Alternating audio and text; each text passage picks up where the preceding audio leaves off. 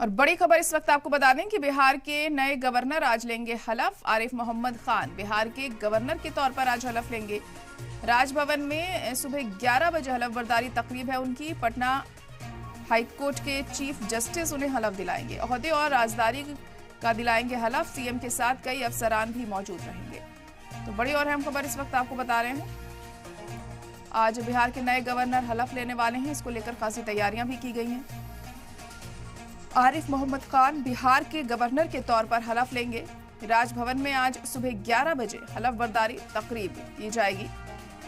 Patna high court के chief justice उन्हें हलफ दिलाएंगे। ओहदे और राजदारी का हलफ दिलाएंगे वो। सीएम के साथ कई अफसरान इस दौरान मौजूद रहेंगे।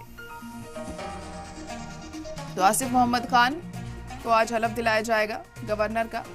हाल ही में उनका नाम नियुक्त किया गया है गवर्नर के तौर पर, और अब आज वो हलफ ले लेंगे और अपनी जिम्मेदारियों को संभालेंगे। पटना हाईकोर्ट के चीफ जस्टिस उन्हें हलफ दिलाएंगे। उनकी हलफ बर्दारी तकरीब के मद्देनजर खास इंतजाम भी किए गए हैं। सीएम नीतीश कुमार भी इस दौरान मौजूद रहेंगे।